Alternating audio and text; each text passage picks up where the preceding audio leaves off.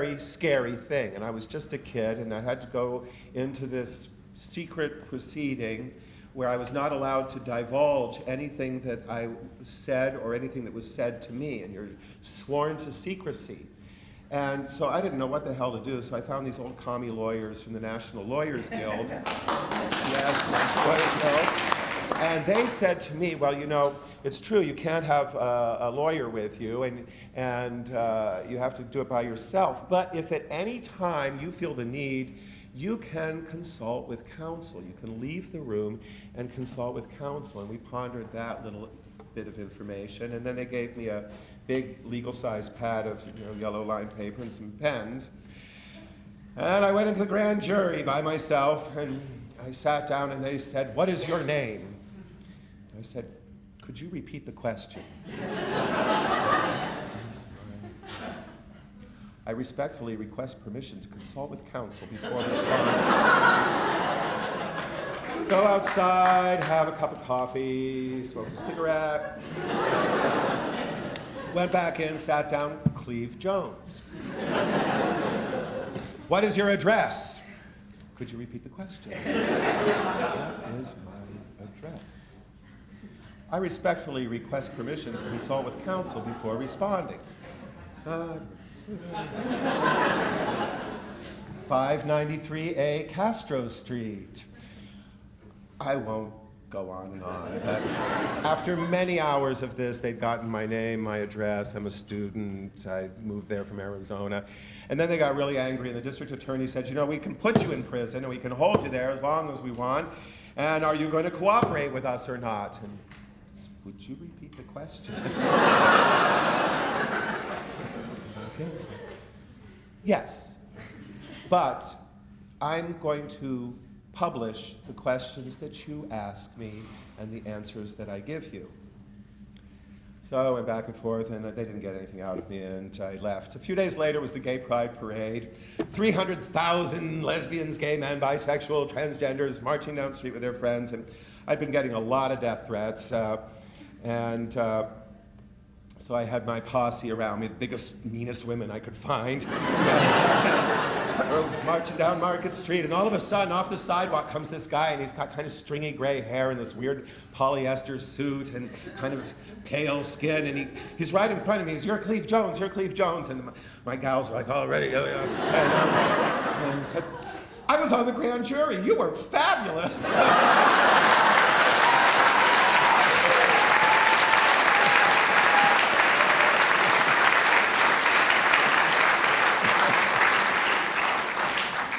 Oh God, it just gets better and better. And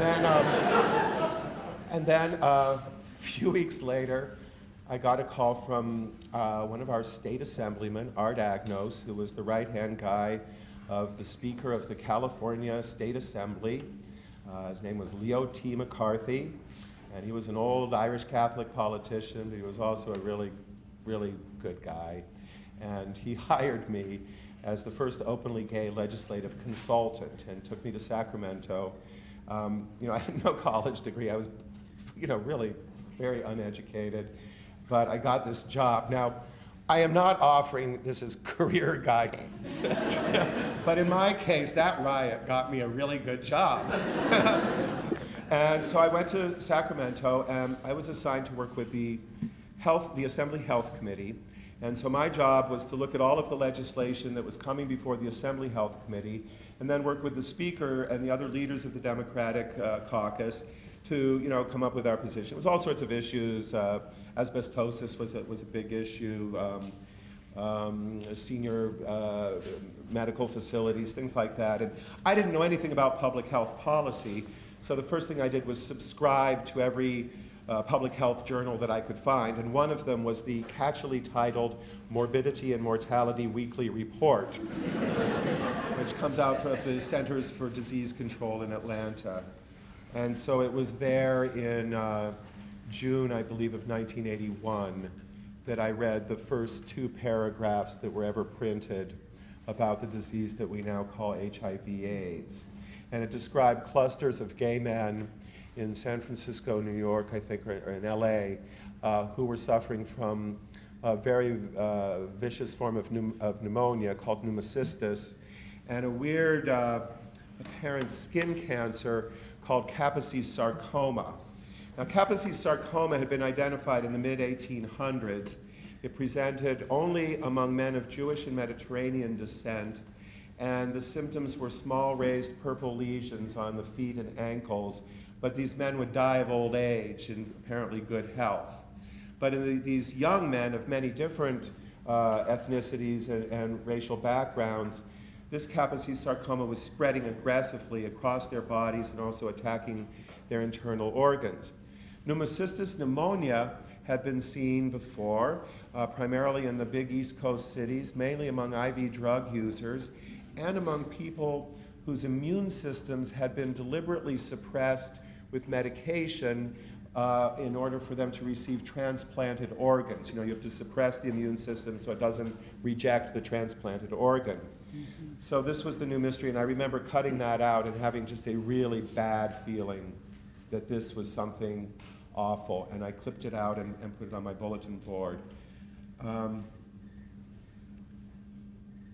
By the end of 1984, almost everybody I knew was dying. And I still can't convey that to you who are young. But if you could imagine just for a moment that you know everybody in this room very well, and that you've been hanging out together for years, and you've partied together, and you've danced together, and you've slept together, and you've worked together, and you know everybody in this room, and then you come in one day, and you're the only one left. That was kind of how it was.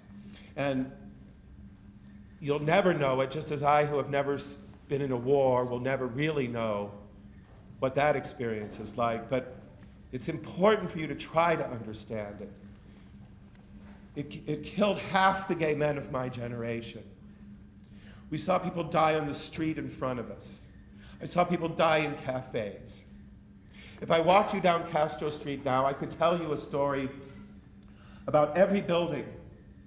This is where Billy died. This is where Joey died. This is where Frank died. This is where Johnny committed suicide. This is where they found Bill's body 6 weeks after he died because nobody bothered to look for him. This is where Alex starved to death because he didn't have any food and no one was bringing him anything to eat. I have a story about that every building on those blocks. And nobody did anything. Reagan, who they've turned into a saint now, Reagan didn't say the word. He did not say the word AIDS publicly until more people had died than had died in the entire Vietnam War. And the Republicans had a state convention in Long Beach. And the best-selling bumper sticker said, AIDS, it's killing all the right people. Who was it killing? It was killing faggots and niggers. That's what they were saying. Because, of course, it was killing Haitians. And another greatly powerful group of people, people with hemophilia. An entire generation of hemophiliacs lost. And the government did nothing. And we weren't stupid. We knew there was no such thing as a gay virus. A gay virus, please. And we did everything we could think of, and we organized, and we fought, and we cared for the sick, and we comforted the dying, and we created food banks and meal delivery programs, and we found those few nurses who were willing to touch them, and a few doctors who were willing to treat them, and that was what life was like. In 1985, in the middle of November, I was on Castro Street, walking up and down the street with my staple gun, with posters to remind people of the candlelight march that we do every year on November 27th, the anniversary of the murder of Harvey Milk and George Moscone. It's a tradition that continues to this day. I stopped at the corner of Castro and Market to get a slice of pizza at Marcello's Pizza Parlor, and I was standing out on the corner, leaning up against a newspaper rack with my friend Joseph. We picked up the newspaper, and the front headline said, 1,000 San Franciscans dead from AIDS. This is November of 1985.